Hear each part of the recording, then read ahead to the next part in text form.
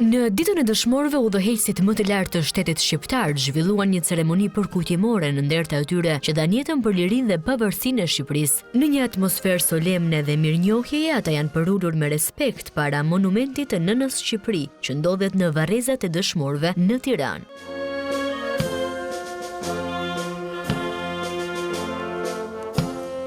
Në ceremoni morën pjesë presidenti i Republikës Bajram Begaj, kryetaria e Kuvendit Elisa Spiropali, si dhe përfaqësues të tjerë të lartë të institucioneve shtetërore, përfshirë ministra të kabinetit qeveritar dhe deputet të Kuvendit të Shqipërisë.